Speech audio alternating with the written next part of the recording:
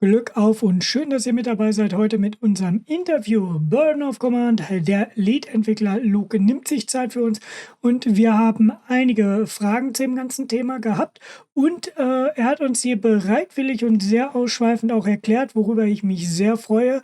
Infos zu bekommen ist immer etwas Schönes und auch ein wenig Background und vielleicht auch die ein oder andere Sache, die ihr noch nicht wusstet, die auch in den Sternen noch steht. Dementsprechend kam es zu einem doch längeren Gespräch als von mir ursprünglich angedacht und man muss an dieser Stelle wirklich nochmal sagen, danke, danke, danke, dass du dir so viel Zeit genommen hast, Luke. Vielen, vielen Dank an dieser Stelle und deswegen wird das Ganze jetzt aufgeteilt in 3 Parts, einfach um es nicht zu lang zu machen am Ende des Tages und deswegen will ich jetzt auch gar nicht zu lange noch drum rumquatschen und würde sagen, wir springen rüber und hören uns mal an, was auf unsere Fragen so beantwortet wird. Ich wünsche euch jetzt viel Spaß.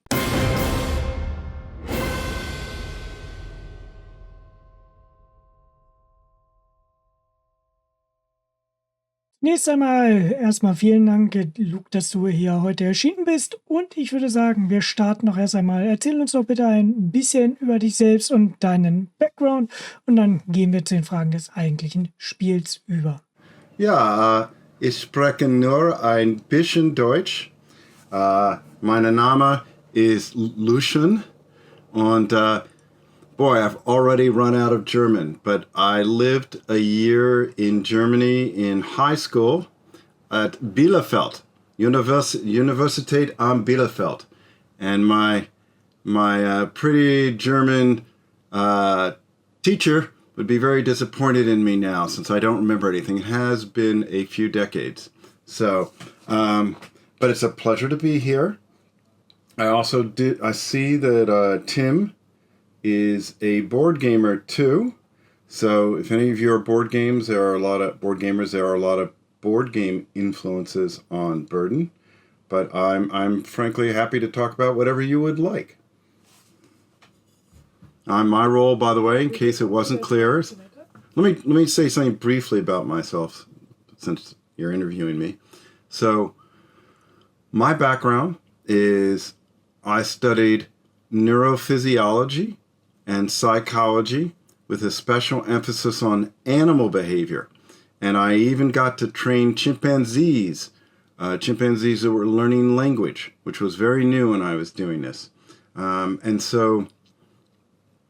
And then I did artificial intelligence, but really modeling of humans. Actually, I modeled, of all things, chimpanzees. We can talk about that in AI. But my interest was always to understand the human mind. And then I worked as a research director for a big firm called Accenture. And my job was to learn about new technologies, like when the internet was new. I still remember things like a big business guy telling me he would never order an airline ticket off this internet thing. He would always call. But I bet he is now. So I was always very interested in new technologies. My father was an historian and a World War II vet, Thomas Park Hughes. My mother was a nurse. And I'm speaking slowly just for, I don't know what people's language differences are, and I'm very grateful I can speak English, so thank you. You can probably get some automatic translation of me. But Dad was a World War II vet in the Pacific. He did not see combat, but he was out there. In fact, I have a Japanese samurai sword. Dad was given this near the end of the war. There was an island nearby. It's still very, very sharp, as you can see. I could certainly use it effectively if I ever had to. A Japanese officer and other officers, when they surrendered, gave their swords to the Americans. And Dad got one of the swords he was a lieutenant commander. So my point is, my father is both World War II connected and an historian. He was a Pulitzer Prize winner, which is a big thing in the U.S. He came to Germany a lot. He taught in Germany a lot. He studied German history, electrification, and that meant I got to go to Germany pretty frequently as a kid around München and Lake Tegernsee, which I loved. And, so I'm still angry. I cannot get Pflaumenkuchen here and good quality Kartoffelsalat. I mean it. I really miss those. So my point, though, is I'm very interested in psychology of the battlefield. I'm very interested in history. And I look at things from an emotional standpoint. What are the emotions on the battlefield more than how many bullets are there? How big are they? What is the armor of the tank? Those things matter. But my difference, my viewpoint, is the psychological. And then I work with a lot of vets on the team, some combat, who, really care about us communicating the burden of command. And of course, we work with an historian, John McManus, which I can talk about. So we want it to be a game first, but we want it to be credible historically. And we work very hard on that. And obviously, nobody can do it perfectly. And it's very different to be looking at a screen than to be out there. But we do what we can to communicate some unusual things about the battlefield, like the moral demands of the battlefield, the psychological demands, and who you'll be as a leader. It's a leadership RPG. So I probably talked too long, but my background obviously influences the design. And I guess last thing I'll say before I shut up is I've been playing games since I can remember. And I see your board games. I played Avalon Hill Gettysburg at like age 12. It was in the Boy Scouts magazine called Boy's Life, and I'd never seen something like that. And then D&D came along, and I was freaked out by that in a good way. And I became a dungeon master in high school, which was not cool then. Maybe it's cool now. It was not cool then. But on the other hand, their channels have millions of subscribers, so I think it's okay now. So obviously, role-playing, board games, and then I actually started programming computer games in the 1970s. So on the little school computer, I actually tried to code some early D&D stuff. So it's been a long history for me, off and on, of technology, psychology, history, games. And there you go. And look at that t-shirt. Wow. Ja, Merch, immer eine gute Idee. Mal gucken, ob wir einen Link finden, den wir unten unter das Video packen können, wo andere Leute dann den auch tragen können. Ansonsten erst einmal vielen Dank für diese Einblicke, auch in deine privaten Einblicke, dein Werdegang. Das ist, denke ich, für viele immer sehr, sehr, sehr interessant und spannend, wie denn so auch der persönliche Hintergrund ist, was die Inspiration war und was Boardgames angeht oder auch Pen and Paper. Ich denke tatsächlich auch, da hat sich die Zeit wohl ganz schön geändert, während man dann früher wohl eher so diesen Nerd-Ruf weg hatte und das dann doch eher für eine Randgruppe war, sind Boardgames heute doch sehr in den Fokus der Gesellschaft gekommen und das finde ich eine sehr schöne und interessante Entwicklung. Well, Germany's a big leader in board games. I mean, you guys do a lot. You helped revive it with Euro games. And also, I should say, I play a lot of modern games, like Baldur's Gate 3 took way too much of my time. Anyway, go ahead. Als nächstes würde ich ganz gerne darauf eingehen, weiter im Entwicklungsprozess. Wie hat sich die jetzige Version abgewandelt von der ursprünglichen Idee? Das heißt, was war ursprünglich das Konzept? Was wolltet ihr ursprünglich machen? Welchen Style hattet ihr vielleicht auch vorher so geplant? Einfach so ein bisschen, wie hat sich da das Ganze geändert im Rahmen der Entwicklung? That's a great question. Now, if you're not doing game development, it might seem like, well, they have an idea and they design it and they put it out and they play test it. But it's nothing like that. And for instance, my original game, and I learned, first time I put a digital game out, I've done a little bit on the board game side, but it was a learning process. My original idea for the game was to do something like Panzer Corps or Panzer General, but at the squad level, which I still think would be an interesting game. But then I was always interested in leadership. Both I was a manager and a partner at Accenture, and I was very interested in the military, so I thought, well, leaders have to be very important. And of course, the board game squad leader was influence, so I didn't play it a lot. But the strange influence that changed me, so the first idea of the game was kind of Panzer General, Panzer Corps, squad level. But then I was playing Crusader Kings 3. My wife always used to give me very weird looks when I would play it because she'd hear all these babies, the sounds of babies like crying as they're born, and she'd say, "What are you doing in this game exactly?" But it suddenly hit me as I was playing that, what if you could follow a family of officers across Europe, kind of like Band of Brothers rather than a family of nobles. So that was a big change. And then what were the other big changes, I would say? That's a great question. I would say highest level, figuring out what the burden of command was. So it was a very nice phrase, but what did it mean? We didn't really know. It's just a phrase. You get it, right? It's the pressure. But we had to articulate it much more clearly to design to it. So eventually with the writers and the scenario designers, we figured out that it was men versus mission, right? That it's always that tension between taking care of the men. They expect you to keep them alive if you can at all possibly. But you also need to help win the war so more people don't die. So that's a big tension, but we didn't understand that at the beginning. And only, I don't know, a third of the way through maybe halfway through the process did we decide, what about separate victory conditions, men versus mission? That was a big breakthrough for us. No game had ever done that. I'll talk about why. First, it matches the burden of command. But secondly, we had this problem. I bet everyone in your audience likes to win. I'm crazy, but I'm going to make that prediction. I like to win. I like to optimally play games to win. That's called min-maxing, right? Or mastery in some ways of understanding players. And every game teaches you you're a bad person if you lose, right? Oh, well, not everyone, but take the spirit of it.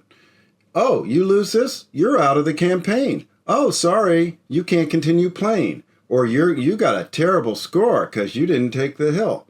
But real officers didn't always take the hill. Were they bad officers? Maybe sometimes. But there were other reasons, like, we're going to die if we take that hill, or we'll take it, but I will have no company left, no squads, no men, and I will not be able to continue this war. One of the early things I learned was never in the military say retreat. You always withdraw. I was corrected by that by the vets. You never retreat. But real officers withdraw. You notice there's not a retreat button. There's a withdraw button. But how could we make players do that? Unnatural. And so that's why we made it a victory condition. So you could feel you were winning with the men, even if you withdrew. Now, a fun story there. So we started doing that. One of our playtesters, Craig, I'm thinking of you,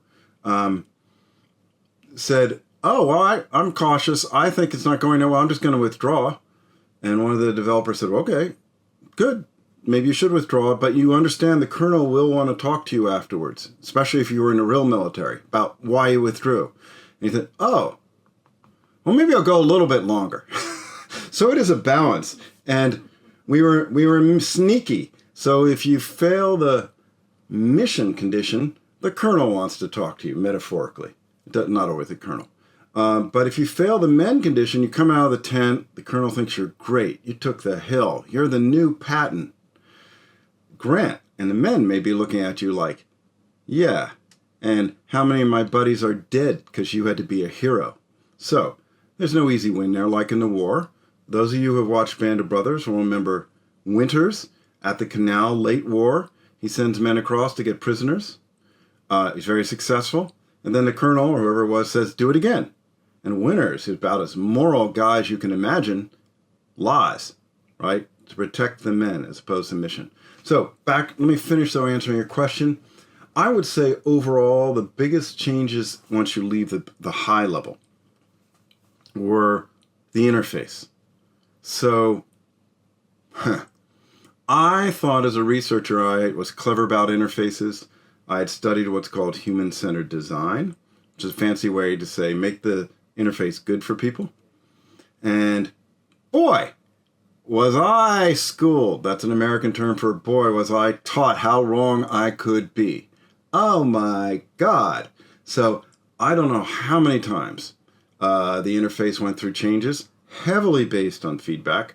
The hardest one was command and control, communicating platoons. Most people don't know what a platoon is or how it's organized. Communicating who's in control, which lieutenant, communicating command and control. That interface went through. I lost track how many times that changed. We finally got to something good. And people still, there's still problems in the interface, but we were doing some new things, like command and control, and trying to make it a game for not just the really technical, grognard military people. That was hard. Communicating these impulses versus turn, right? You get a lead around.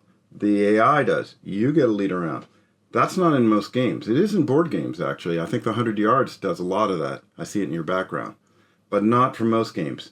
And so communicating those concepts in the game interface was very hard.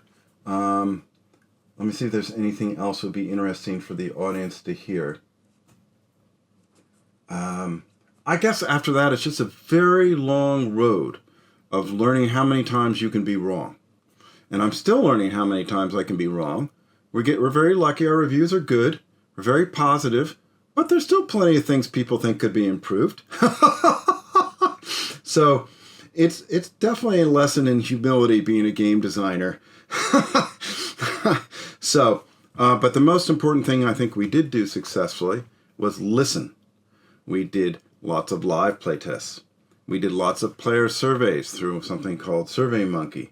We did numbers in those. Rated 1 to 5, how boring or engaging, how hard or easy. We did informal feedback. We met weekly with playtesters. By the way, I encourage people to apply to be playtesters. You will get to meet with us and influence the design. We have playtesters from years ago who stuck with us because we have you heavily involved because I'm not smart enough to do it right, I've learned. So, but if I listen, I might get there. So, those are some of the major things that changed. But a lot more changed than I can remember, honestly. And the art style. Oh my God, the art style went through I have a slide deck of 80 to 100 different versions of the art. So, I don't say we get it right, but boy, we tried. Anyway, go ahead.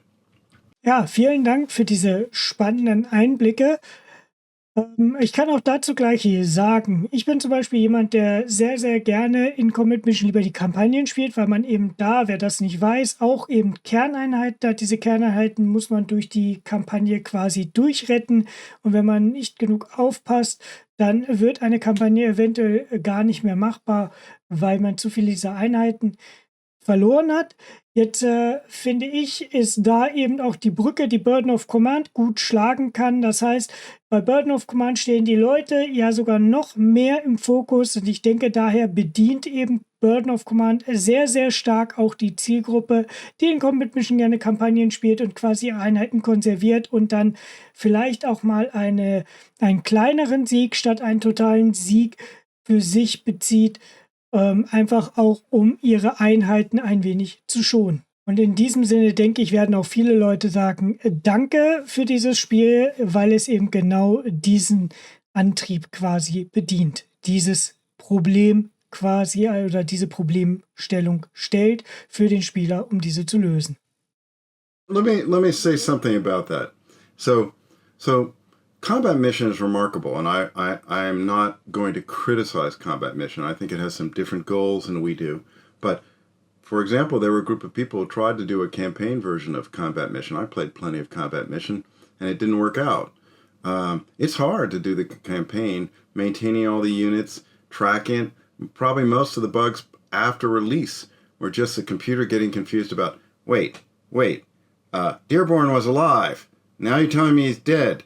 But wait, he's wounded, and there's a leader out there who's running the company, the platoon for him now. Wait, it just would get killing things in code is really hard on the code. Wait, it was here, now it's gone. What do I do? I'll crash. So that was very challenging. And then the campaign is about 60 to 70 hours, and as you can guess, balancing it across 60 to 70 hours is hard. And one of the hardest things was getting the combat fatigue and the combat stress right, so that the combat fatigue accumulates like psychological wear until eventually your units and your leaders start breaking down and do PTSD and things like that. I would say down to the last few months before release, we were still struggling to get that to happen sort of by France late war like we wanted it to. Because interesting things happen. Your leaders will break down. And also, I wanted to make it unavoidable for you that you will experience that, because that's what happened in real war. You can't prevent that. You can slow it down. So I had to give you less resources than you could manage to fix it. Players want perfect companies where everybody's happy. Well, that's not war. Companies aren't everybody happy. You can't do that. So that was hard, but very important. So the balancing, the code to make it work, and then just things like the variety of the missions, which the scenario designers, Hank and Steve, and the writers, Alan and Paul, did a great job, I think. Great variety of missions, but that's hard, right? And one more technical problem. So I made a big mistake early on. Oh, there are plenty of mistakes. If you want me to talk about the mistakes, there's still some obvious ones, like I should have done 3D years ago. That's another story.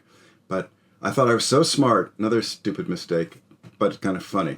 Anyway, one of the good things I did, but then it caused a problem, was I used a wonderful engine from Inkle, which does things like 80 Days, which was a very successful choose-your-own-adventure kind of game, and other sorcery.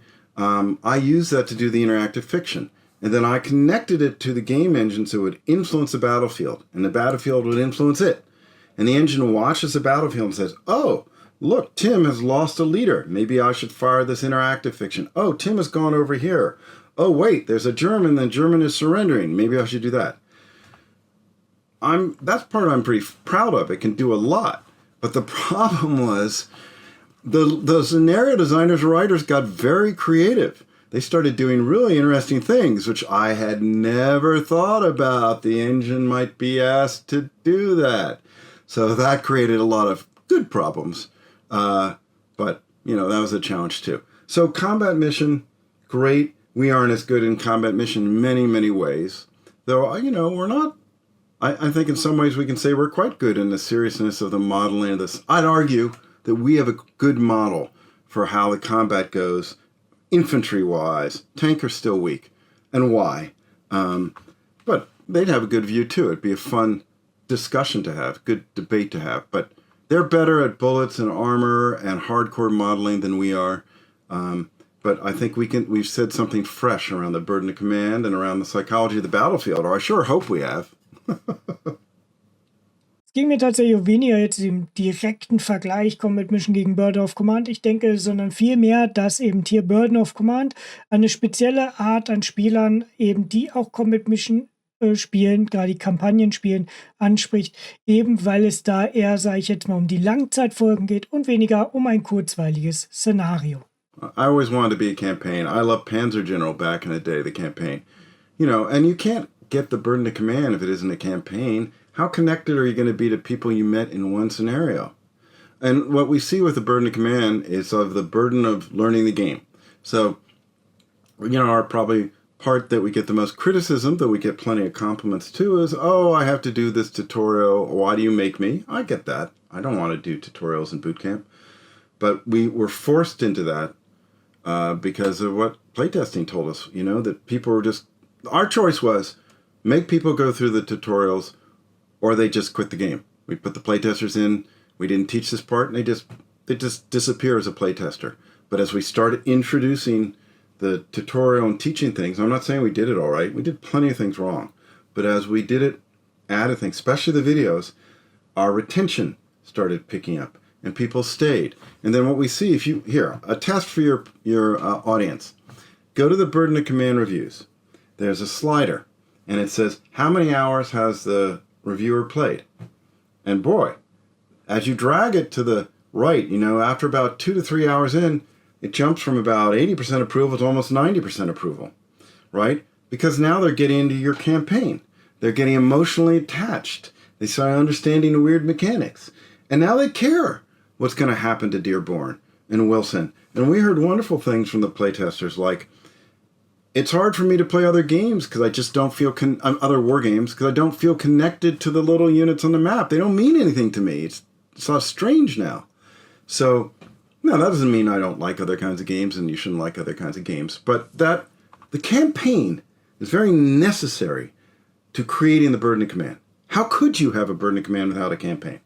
Ich stimme da vollkommen mit dir überein. Ich denke, natürlich gibt es den einen oder anderen Spieler, der keine Lust auf das Tutorial hat und entsprechend lieber direkt in die Action starten würde. Aber wie du schon sagst, man braucht die Kampagne und man braucht das Tutorial nicht nur, um die Mechaniken zu verstehen, denn manche sind ja doch anders als in anderen Spielen, sondern eben auch, um die Bindung zu den Leuten aufzubauen. Und ich denke, deswegen ist es sehr viel wert, trotzdem das Szenario voll zu spielen und seinen Spaß daran zu haben. Look at Baldur's Gate. They spent a lot of time developing their characters, so that you understand them as people, right? They have emotional and psychological issues. The writing's gotten a lot of good feedback. We probably have a little too much text. We're going to tighten that up for the next campaign. But it's still, everybody thinks it's good writing. I can say that since I didn't write it. And they like the characters. And that's very important, right? So that you care about the people you're fighting this war with. And it's just so pleasing. I see people when they say they're role-playing. Right, that they say, well, I'm not making the best decision to win, which I used to always do. I'm making the decision I think my kind of leader would do in that case, and it may not lead to a victory. When I hear those things, I think, the leadership RPG succeeded. That just makes me really happy. Because there are plenty of games where you could just try to win. We're trying to do something a little different. Ich persönlich denke, ihr habt euer Ziel damit tatsächlich sehr gut erreicht. Es ist ein deutlich anderes Spiel, das sich abhebt von der Masse. Eine letzte Frage zum Entwicklungsprozess. Wenn ihr ein unendliches Budget, unendlich Ressourcen und unendlich Zeit hättet, was denkst du, wie würde das Spiel anders aussehen? Was wäre noch mit drin? Wie würde sich das Spiel, was wir dann imaginär bekommen würden, unterscheiden von dem, was wir jetzt haben? This is very concrete for me. I'm sitting here because I have to spend my limited resources. I'm the only developer at the moment, right? Maybe I want to get another developer some, but I'll have to pay him and see what would I put it on. But if I had unlimited, I like you. I suggest everybody buys 100 copies of the game so I can have unlimited resources, and I'll show you what I would do. But more seriously, I would love to have it in a Unity game engine in full 3D. I think I would still try to pull off a painterly look like we did, but in 3D. And give that more immersion. And, Baldur's Gate shows what you can do. In Baldur's Gate, the faces are emotional. They change their expressions as they're saying things. The voice acting of everything, right? And of course that creates more empathy. So if we could voice act all the characters, if we could make them... It's a good question. Nobody's actually asked me this, strangely. If everything could be 3D on the battlefield and off, what else would I... Oh. Well, it's on the roadmap, but unlimited resources. I wish the modding tools were out there in a really great place so all the rest of you could do wonderful things. I would like to play somebody's game about the Winter War in Finland, or the end of World War I, or the Spanish Civil War, or Vietnam. We think we can go up that far, or things in Asia, or Pacific, or, there was some weird fighting there's fighting most people don't know about between Poland and Russia in the 1920s. So there's so many stories to be told, and we can't tell them all. So unlimited, I want those modding tools out so the unlimited resources become you guys, right? And you can be creative, innovative. Like today, somebody on our Discord made a great suggestion. They suggested, since they've got a handle, let me see if I can get their name to be nice to them and mention them. They won't know I was going to mention them, but since it's not their personal name, I think I can do this. Let me see. Raven Korea made this suggestion. His or her suggestion was, what if you took the game engine down to the platoon level, so it's still squads, but you're just following one platoon. And now you get to know the enlisted much more, which we'd like to do. We just didn't do much enlisted because if we give you too many characters, you won't bond. But now you could, right? That would be really interesting, right? Just follow at that sort of level of action, not single soldier squad, one squad like most games, but not company, platoon level, very intimate. That would be great. I'll be straight. I would love to see a Starship Trooper one, a science fiction one in the spirit of this. That'd be great. And let me show you this. I want to show you the most serious historical book I'm reading right now. So I don't know this person. I'm not plugging them for any reason other than it's fun. So this is a very, very serious novel about U.S. Rangers finding they are basically essentially in Lord of the Rings world. Now, wouldn't that be fun? You've got ranger units, but they have to fight orcs and so forth. So, or Dirty Dozen, or Kelly's Heroes, right? These wonderful movies. It doesn't all have to be serious. It can be interesting. Kelly's Heroes actually had pretty serious tactics. But there are a lot of serious stories to tell. So, unlimited resources. I'd love it to be technically super. I'd love it to have more capacity to tell more stories. I guess the only other thing I would say is what I plan to do, which is to make the engine dynamic, right? So that it will generate you want to be a German unit or Italian unit or British unit in 1942, and then make up a theater in the desert. The game will make the campaign for you, make the maps, set the forces up against you. Say this is a meeting engagement, like Combat Mission can do, and so forth. But be a full campaign, like some of you will know Steel Panthers did, or the campaign series. I'd love that, because, then every time your experience would be different. Also, I could be more brutal about the statistics, right? I could kill your leader more often, because they die much more than we do. Because you can always restart, right? Or you can just get a new commander for your company, right? And it'll just go on. There are some games out there like Wildermyth, that's very good at making a pretty dynamic role-playing game in the spirit. And there are other games out there that try to do it. I could go on. But I want to do that eventually. So I wish I had more programs that could do all these things. But the core is, I wish it were 3D. I wish it were all voice-acted and, facial. I wish it were open modding, which we will do. And I wish it were dynamic campaign. The last two we're going to do. Those are my priorities. So you will get those, but I wish I had unlimited resources so I could do them faster. Ja, Luke, vielen Dank für den Einblick erst einmal so weit in deinen Hintergrund und die Entwicklungsgeschichte. Das soll es jetzt zu diesem ersten Teil erstmal gewesen sein. Es folgt noch mindestens ein weiterer. Aber wir machen jetzt erst einmal Schluss. Ich bedanke mich bei allen Zuschauern fürs Reinschauen. Es würde mich sehr freuen, wenn ihr das Ganze weiterverfolgt und auch weiter Burden of Command verfolgt. Link natürlich unten in der Beschreibung. Und ansonsten würde ich mich natürlich sehr freuen über Feedback. Was haltet ihr von solchen Interviews? Würdet ihr sowas gerne öfters sehen? Und ein Like wäre auf jeden Fall auch sehr gern gesehen und ein Abo, wenn euch sowas gefällt.